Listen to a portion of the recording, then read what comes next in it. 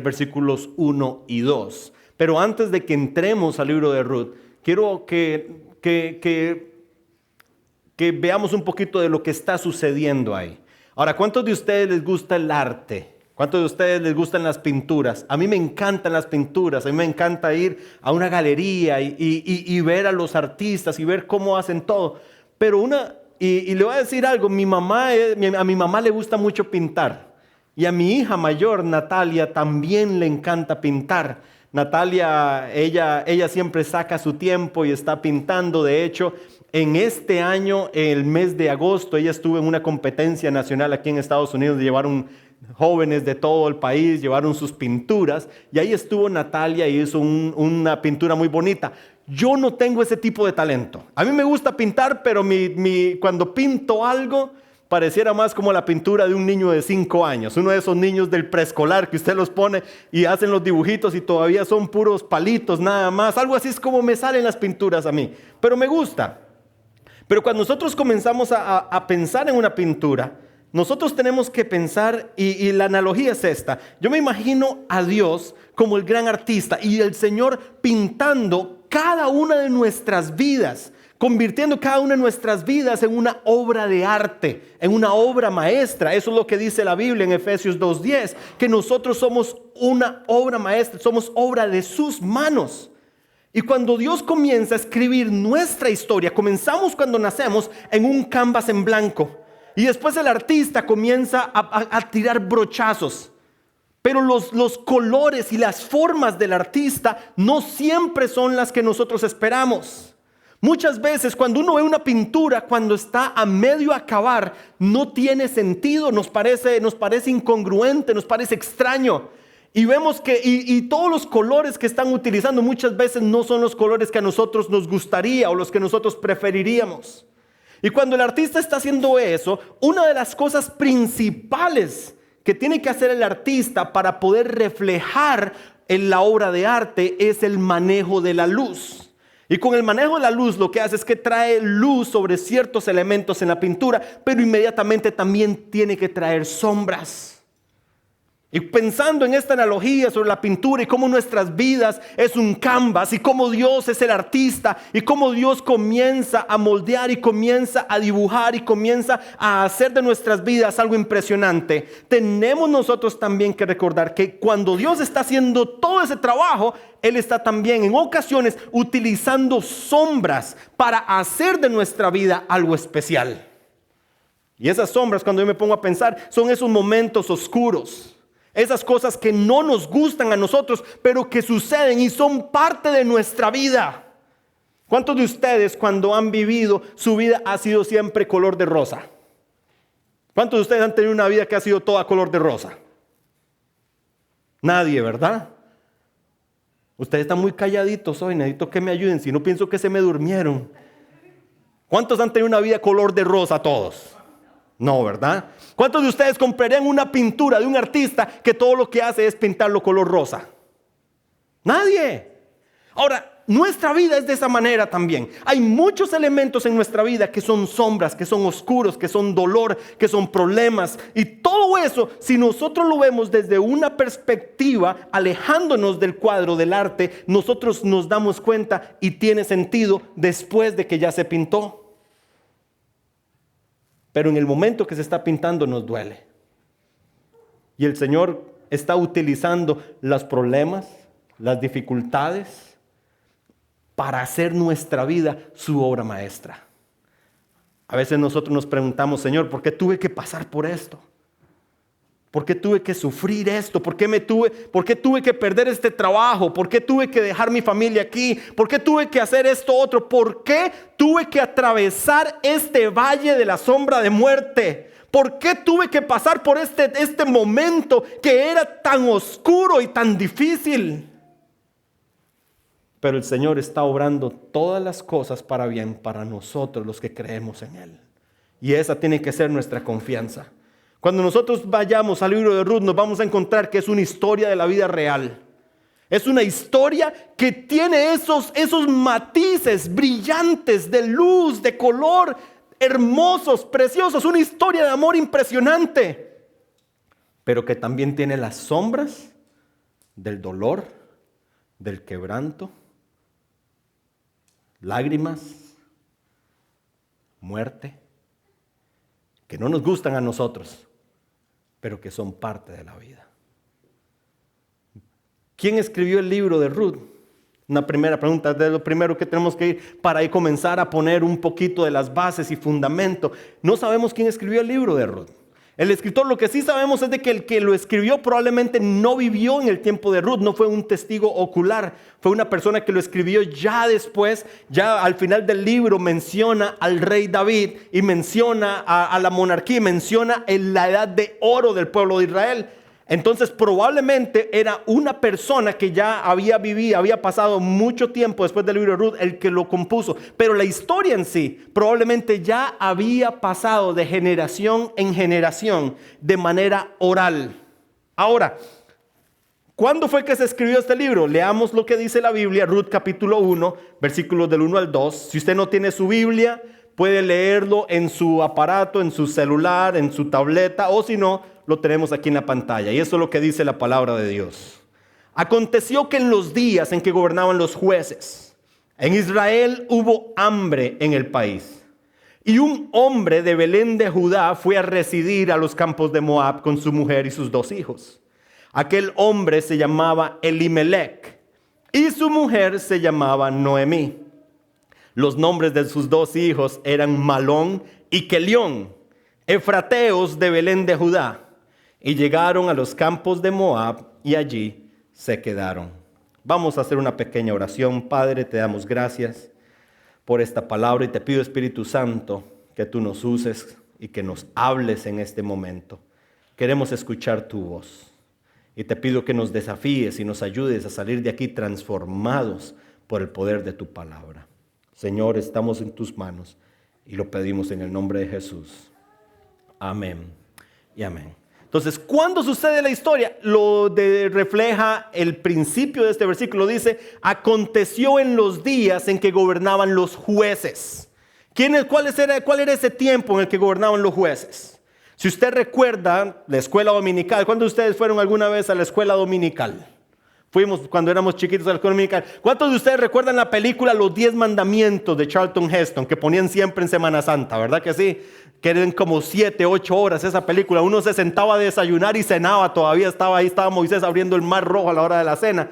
En esos tiempos nosotros recordamos que el pueblo de Israel era esclavo en Egipto. Y después de eso Moisés, como caudillo y profeta, libera al pueblo de Israel. Los guía por el desierto, los lleva a la tierra prometida. Cuando llegan a la tierra prometida, mandan espías. Los espías regresan y los espías dicen, miren la tierra. 2 de ellos dicen, la tierra es buenísima, vamos, tomémosla.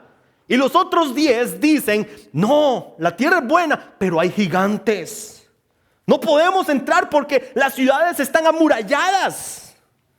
Entonces el pueblo le da temor y el pueblo comienza a renegar. Y a raíz de esa rebelión, el Señor castiga al pueblo de Israel y los hace andar por 40 años en el desierto. Y el Señor está purificando y está trabajando el pueblo de Israel. Está sacándolos de la mentalidad de esclavo que tenían cuando estaban en Egipto y les está enseñando a ser un pueblo libre. Cuando llega el momento, muere Moisés y llega el momento de conquistar la tierra, el Señor levanta un caudillo militar, Josué, uno de los 2 espías que dijo, está buena la tierra, vamos, tomémosla. Uno de los 2 espías que dijo, sí, hay gigantes, pero es más grande el Dios que está con nosotros que el que está con ellos. Tráiganme esos gigantes y les voy a enseñar el tamaño de mi Dios. Tráiganme el más grandote de esos gigantes y yo me voy a rifar con ellos 1 a 1. ¿Cuántos de ustedes tienen un amigo que es así, verdad? Piensa que es un Josué. Piensa que se puede rifar, pero Josué lo está haciendo porque él sabe de que está operando bajo el poder de Dios. Ahora Josué llega y el Señor lo usa para conquistar la tierra. Y Josué y el Señor le da a Josué la capacidad militar y el Señor mismo le da las estrategias y conquistan la tierra y toman la tierra prometida, la tierra donde fluye leche y miel. ¿Qué tierra más linda? Tierra donde fluye leche y donde fluye miel. Una tierra donde donde todo está saludable, donde lo que usted siembre va a crecer, donde hay prosperidad, donde hay bendición. Muere Josué y el Señor renueva el pacto con el pueblo de Israel y les dice, miren, si ustedes hacen lo bueno, si ustedes son obedientes a mi pacto, yo voy a estar con ustedes y yo voy a hacer de ustedes un pueblo de reyes y de sacerdotes. Pero si ustedes me desobedecen, yo les voy a dar la espalda y yo voy a traer juicio sobre ustedes. Y es en esos tiempos, después de que muere Josué, que comienza una etapa oscura en el pueblo de Israel, que es la etapa de los jueces. En la etapa de los jueces, si usted se regresa, tiene su Biblia, se regresa al último versículo del libro de los jueces. Lo que dice es, en esos días no había rey en Israel y cada uno hacía lo que le parecía bien ante sus propios ojos. En esos días no había rey en Israel y cada uno hacía lo que le parecía bien a sus propios ojos. ¿Se imaginan ustedes vivir en un país donde cada quien hace lo que le da la gana? Donde cada quien hace lo que le parece bien. ¿Se imaginan ustedes, si usted le diera esa oportunidad, esa libertad a la gente para que hagan lo que ellos piensan que es bueno? Aún aquí que tenemos leyes en este país, ¿qué creen ustedes que va a hacer su vecino? ¿Se va a portar bien? Yo no sé, bueno, mis vecinos todos son maravillosos y los amo mucho y todos se portan bien. El Señor me tiene, miren, a mí bendecido, a mí todos mis vecinos, todos son señores bien mayores y retirados, bien viejitos. Se levantan a las 5 de la mañana todos y después es un silencio total, usted se cae. Pero donde yo crecí no era así. Yo crecí en el barrio y en el barrio, miren, si hubiéramos vivido en los tiempos de los jueces, en el barrio hubiera sido una catástrofe. Cada quien hace lo que le da la gana. Ahora, ¿cuántos de ustedes, si viviéramos en esos tiempos y nos dieran la oportunidad de hacer lo que nosotros pensamos que es bueno ante nuestros ojos, cuántos de ustedes piensan que ustedes harían lo bueno siempre? Nadie, ¿verdad? Porque todos estamos claros que siempre vamos a hacer alguna tontería. Diría mi abuelita, vamos a hacer una caballada. Y eso yo no sé cómo lo van a traducir para los hermanos aquí, pero así eso es lo que decía mi abuelita. Siempre van a hacer una caballada. Así eran los tiempos de los jueces. La gente hacía lo que le daba la gana. No había rey. Y otra constante en el libro de los jueces es que la gente, dice la Biblia que los israelitas hacían lo malo ante los ojos del Señor. Era un tiempo de sube y baja, sube y baja. Hacían lo bueno y el Señor los bendecía, el Señor los prosperaba, y después hacían lo malo. Y cuando el Señor hacía lo malo, los entregaba a las naciones vecinas. Y el Señor usaba a los moabitas, y usaba a los amonitas, y usaba a los filisteos. Y ellos venían y oprimían al pueblo a modo de juicio de Dios. Y después el pueblo clamaba a Dios de vuelta, y Dios levantaba otro juez. Y ahí algunos de los jueces, ¿cuántos de ustedes recuerdan los nombres de algunos de los jueces? ¿Se acuerdan el nombre de algún juez? Sansón. Ya se acordaron de Sansón, ¿verdad? Barak, Débora, Samgar, Samgar. Y ahí estamos, ahí todo el montón de diferentes jueces. Eran caudillos militares que Dios usaba para traer libertad al pueblo en un momento específico. Y es en ese tiempo oscuro, en ese tiempo donde no había ley, donde no había rey, donde el pueblo de Israel no se había decidido si seguir a Dios o no, y la gente estaba en esa situación cuando se da la historia de Ruth. Ahora, ¿qué fue lo que pasó? Dice, aconteció en los días en que gobernaban los jueces. En Israel hubo hambre en el país.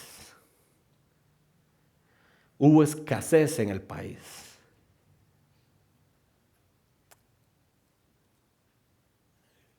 Muchos de nosotros en nuestros países sabemos lo que es hambre. Muchos de nosotros a lo mejor crecimos en situaciones donde la necesidad era algo que a veces la gente aquí no tiene la menor idea de cómo era. Y yo no sé, todos nuestros países son distintos. Yo nací y crecí en Costa Rica, pero toda mi familia es de Nicaragua. Y las historias que escucho de mi familia, especialmente en los años 80, son historias que hacen que se le pongan a uno los pelos de punta. Ir a la tienda y hacer filas 2 horas para encontrar lo que haya, porque la escasez era terrible. Gente que sobrevive aún en nuestros países con una dieta que no es una buena dieta, pero es lo que hay, lo que pueden conseguir. En ese tiempo hubo una hambruna en el país. Es una cultura agraria, es una cultura que depende de la siembra, depende de la cosecha. Ellos cultivaban sus propios alimentos, tenían cebada, tenían trigo, en la zona de Belén era rica en la producción de aceitunas y el aceite de oliva. Es una región muy próspera, era una región que producía muchas cosas para el resto de la nación. Entonces, cuando algo ocurría y afectaba ese jardín que era Belén, toda la tierra alrededor sufría. Era como el granero de todos ellos. Y hubo hambre en el país. Y un hombre de Belén de Judá, Belén, el pueblo, el nombre de la ciudad de Belén en español significa casa de pan. Belén significa casa de pan. Y aquí la ironía es que es en Belén, en la casa de pan, donde no hay pan. Es la casa de pan la que se quedó sin alimento.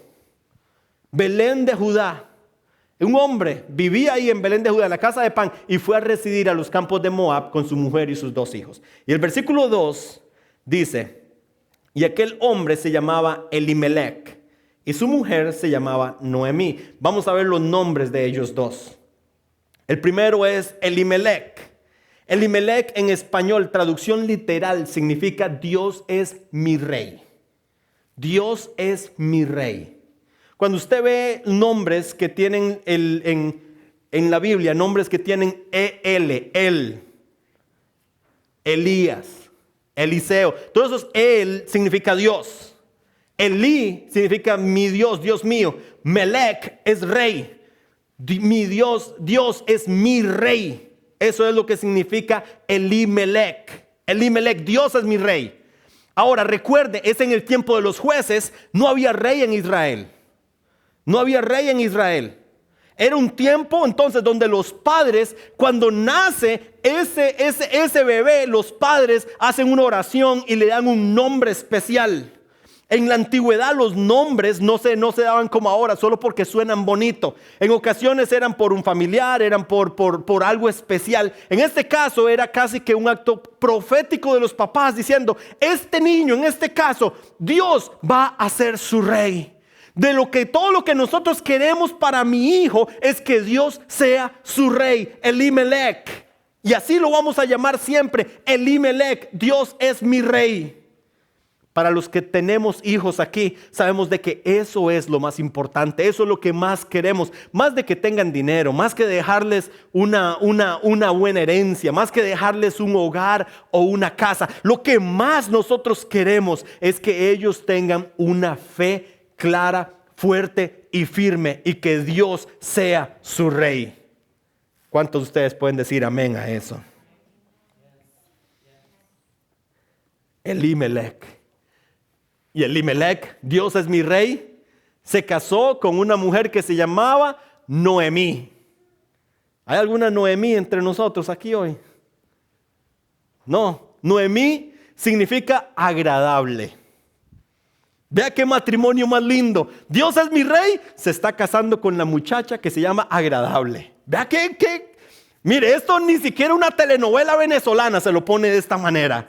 Dios es mi rey, se está casando con la muchacha que se llama agradable. Están comenzando para convertirse y tener un buen comienzo y tener una vida próspera, bendecida, llena de paz, llena de gozo. Están con el mejor de los comienzos. ¿Cómo se llama usted? Dios es mi rey. ¿Y usted? Agradable. Se casan y van a tener una familia feliz y vivieron felices por siempre.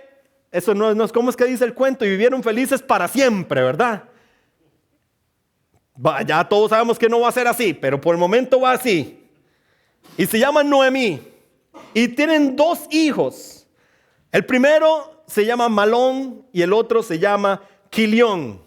Ahora, ¿cuántos de los que están aquí están buscando nombres para algún hijo? ¿Están buscando, pensando en posibilidades de nombres? No. Ahí tenemos dos posibilidades, Malón y Quilión. Imagínense ustedes, Malón del Toro. Sonaría bonito, ¿verdad? No, y se lo reprendo, dicen por ahí. Quilión Loaiziga. ¡Ah, qué elegante! El problema es que Malón y Quilión, vea, yo no sé qué fue lo que pasó ahí. Dios es mi rey, se casa con la joven que se llama Agradable y le ponen al primer hijo, a Malón, le ponen enfermizo. Eso es lo que significa Malón. En español, obviamente, Malón suena como malo, entonces es como bien Malón ese nombre de entrada. Lo rechazamos inmediatamente, ¿verdad? Entonces, enfermizo no, pero ¿qué tal Quilión? Quilión significa frágil. Entonces, Dios es mi rey, se casa con Agradable y tienen dos hijos y uno es enfermizo y el otro es frágil. ¿Qué pasó ahí? ¿Cuántos de ustedes alguna vez le han dado ganas de ir a agarrar a alguien y pegarle una cachetada y decirle, pero ¿qué estabas pensando? ¿Cuántos les ha pasado eso? ¿Verdad que sí? Eso es lo que sucede aquí. Elimelech se casa con Noemí y tienen a sus hijos que son Malón y Quilión. Ahora, dice la Biblia, eran efrateos de Belén de Judá. ¿Qué significa que eran efrateos? Efrateos, para poderlo entender mejor, y les voy a decir, cuando nosotros estudiamos el libro de Ruth, vamos a ir mucho al libro de Génesis para poder entender el contexto de qué es lo que está pasando. Los que están escuchando la historia por primera vez, ellos no tienen necesidad de tanta explicación porque ellos ya entienden el contexto. En el caso de nosotros necesitamos regresarnos para poder obtener mejor el contexto. ¿Qué significa que eran efrateos? Vea lo que dice Génesis 35, versículos 19 al 20. Y murió Raquel, va Jacob con Raquel, que era la esposa que él más amaba, la mamá de José y Benjamín. Y dice, y murió Raquel y fue sepultada en el camino de Éfrata, es decir, Belén. Y Jacob erigió un pilar sobre su sepultura. Ese es el pilar de la sepultura de Raquel hasta hoy. Entonces, Éfrata es otro nombre, es como un nombre antiguo de la ciudad de Belén. Entonces, cuando ellos le decían, es de Belén, pero es que él es efrateo, lo que estaban tratando de decir es que ellos eran parte de una de las familias originales que llegaron a Belén. Eran parte de una familia más aristocrática. ¿Cuántos de nosotros recordamos en nuestras familias, en nuestros países y donde nosotros venimos, que hay familias, hay apellidos que uno recuerda que estaban ahí y son viejísimos? Que son apellidos de abolengo, decimos nosotros en nuestros países. Son apellidos que uno los puede trazar hasta la colonia. Eso es lo que ellos están diciendo aquí. Esta es una familia que es importante, es una familia que tiene ese abolengo. Ahora ellos se fueron a vivir a Moab. Y ahí quiero hacer una pausa porque hay algo muy humano en esta historia que quiero que veamos. Viene una hambruna y está Elimelech, Dios es mi rey, y está Noemí, Agradable, con sus hijos, Malón y Quilión, y ellos dejan su hogar para irse a vivir a Moab.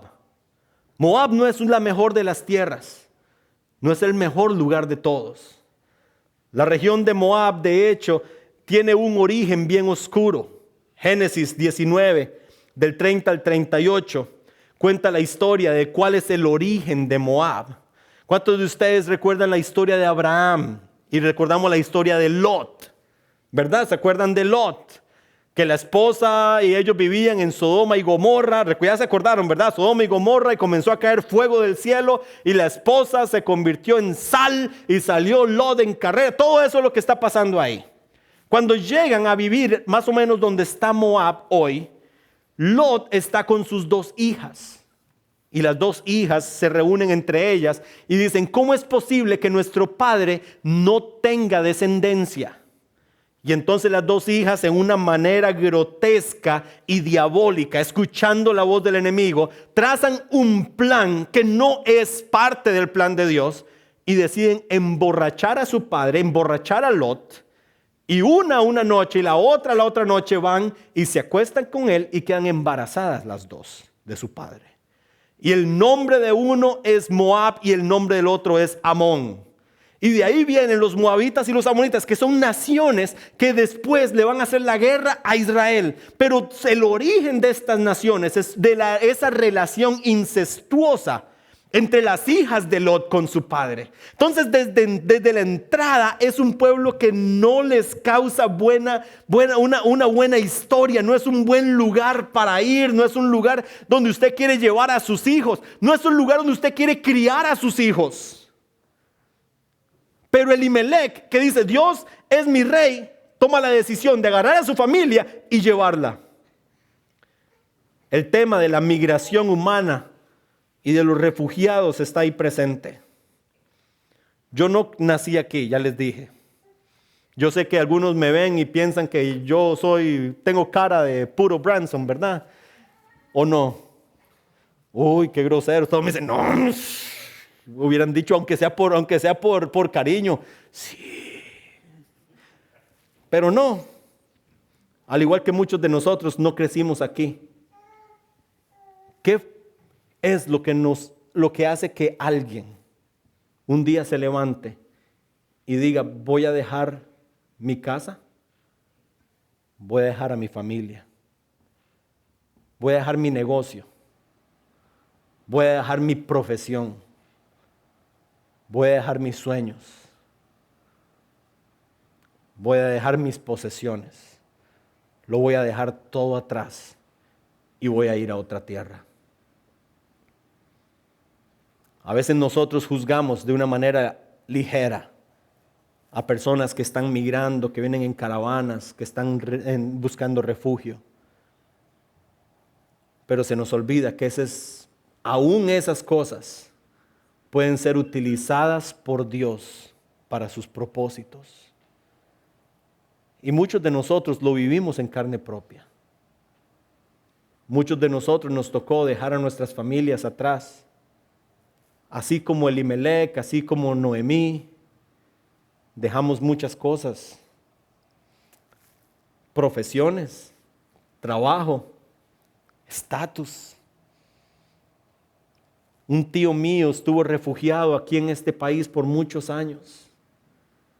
En Nicaragua era un ortodoncista famoso, de los pocos que habían en sus tiempos. Y la guerra le cerró el negocio. Muchos de nosotros vivimos en tiempos de guerra.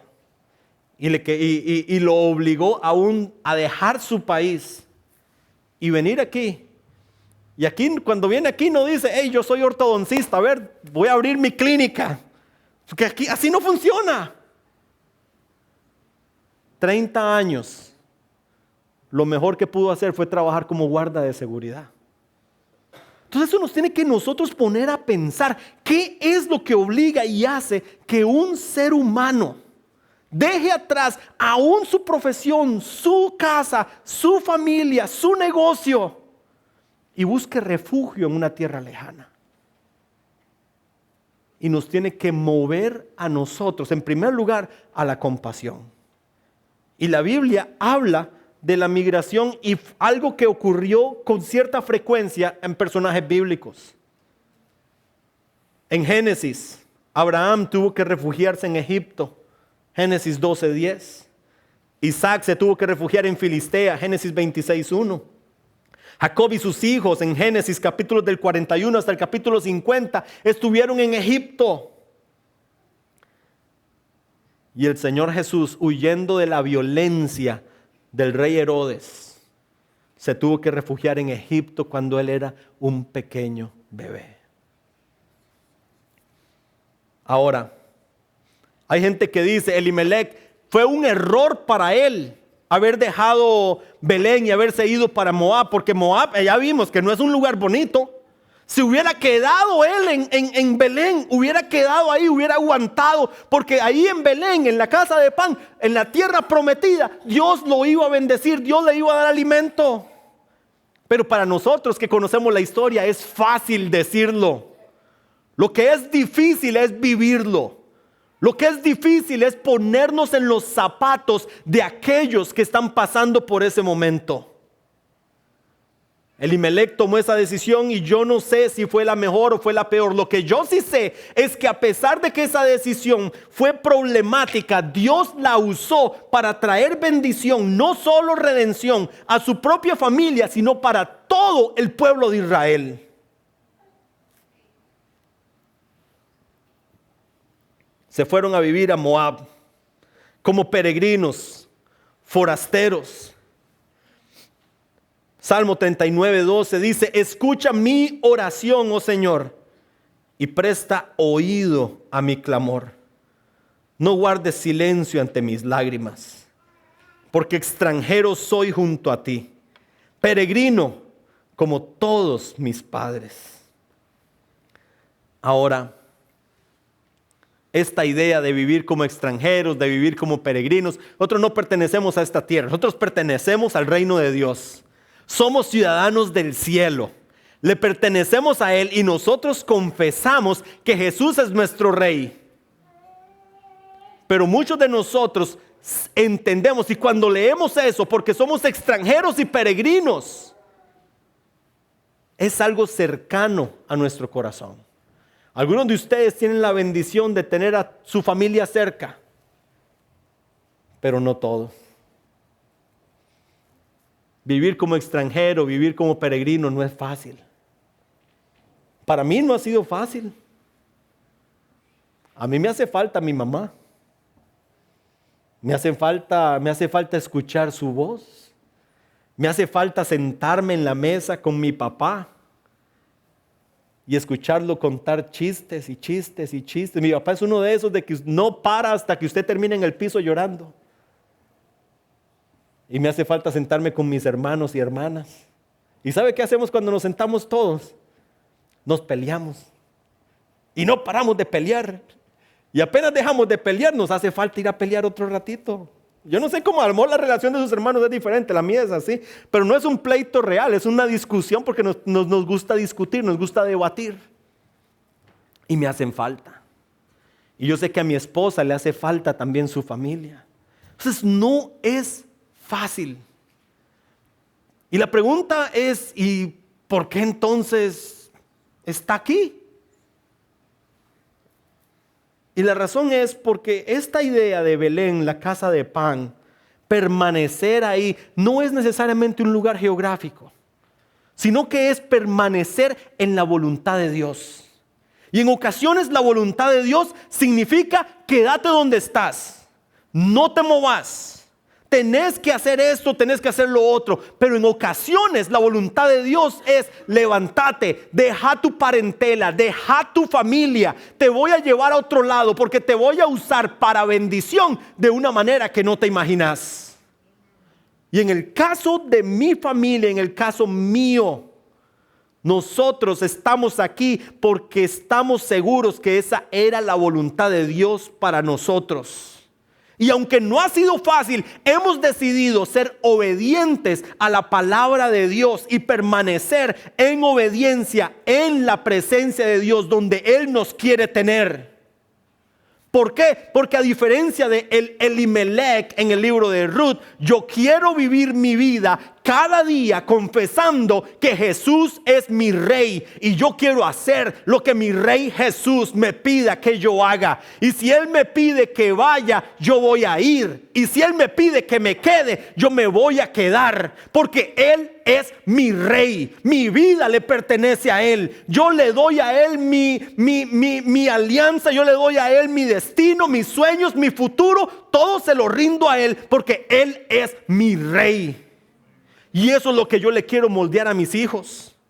Que cuando ellos crezcan no tengan la menor duda de que su papá y su mamá amaron al Señor por encima de todas las cosas, al punto de que estaban dispuestos a sacrificar lo que fuera necesario para la gloria de Dios y para que el nombre de Jesús sea famoso hasta los últimos de la tierra. Y el reto que yo tengo para cada uno de ustedes hoy es ese mismo. Hagamos de Jesús nuestro Rey. y seamos obedientes y permanezcamos en la casa de pan, que es la presencia del Señor. No nos movamos de la voluntad de Dios. Ahora usted está aquí a lo mejor y usted dice, pero es que yo no conozco a Jesús de esa manera. O sea, yo a veces iba a la iglesia, pero la verdad es que yo no sé cómo entrar en una relación personal con Jesús de esa manera, en la que Él sea mi rey. Lo primero que tenemos que hacer es confesar el nombre de Jesús. Filipenses 2, 9 al 11 dice, por lo cual Dios también lo exaltó hasta lo sumo y le confirió el nombre que es sobre todo nombre, para que al nombre de Jesús se doble toda rodilla, de los que están en el cielo y en la tierra y debajo de la tierra, y toda lengua confiese que Jesucristo es Señor, para gloria de Dios Padre. Y Romanos 10, 9 y 10 dice que si confesares con tu boca que Jesús es el Señor y crees en tu corazón que Dios lo resucitó de entre los muertos, serás salvo. Porque con el corazón se cree para justicia y con la boca se confiesa para salvación. Hacer de Jesús nuestro Rey no significa que vamos a cambiar y nos vamos a hacer santos y puros y vamos a salir flotando en el aire como angelitos. Pero sí significa que vamos a vivir para su gloria. Y vamos a cometer errores. Vea, se lo voy a anunciar de una vez. Usted va a cometer errores. Se le va a salir una palabrota de vez en cuando. Va a ser, como decía mi abuelito otra vez, una caballada de vez en cuando. Pero eso no es lo que nos define ya. Yo ya no soy un pecador, yo ya no soy un tomador, yo ya no soy una persona que es esclavo del pecado. Ahora yo le pertenezco a Cristo. Y les quiero invitar a todos, pongámonos sobre nuestros pies. If you want, stand for 1 second.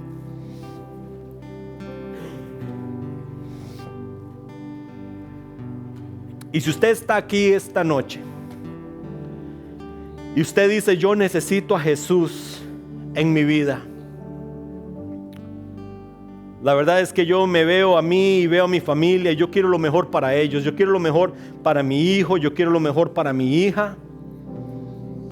Pero no sé por dónde comenzar.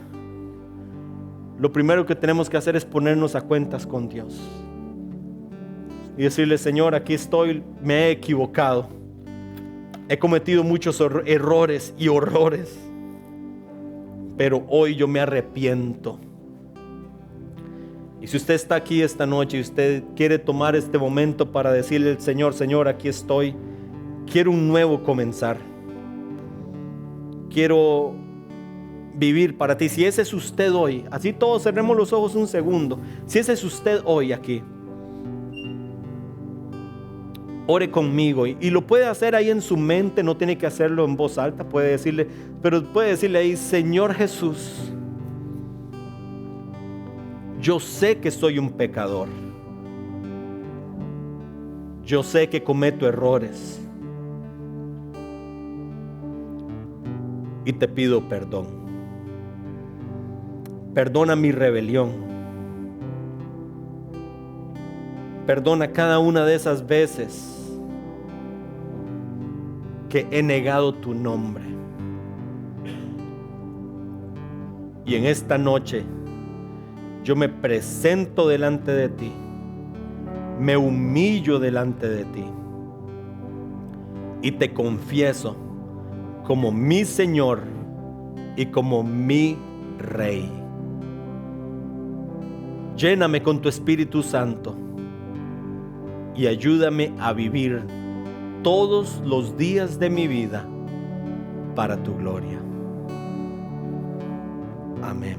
Y así como estamos, vamos a orar y vamos a decirle, Señor, aquí estoy. Ayúdame a vivir para ti. Ayúdame a ser un buen embajador de tu reino.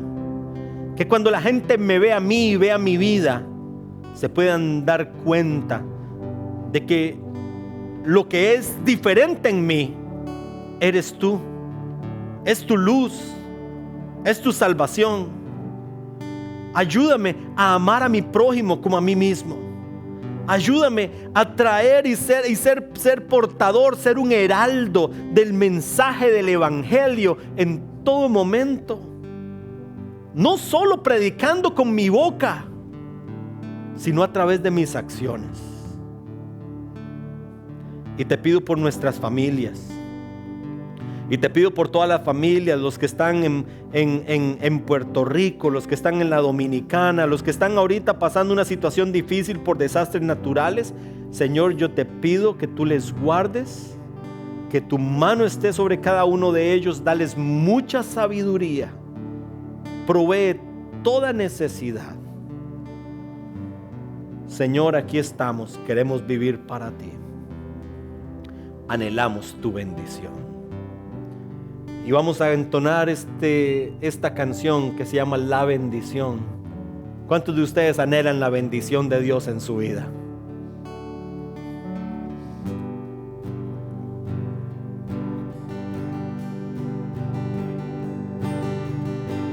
Dios te guarde, que bendiga, que extienda su amor, te muestre favor, te mire con agrado y te levante.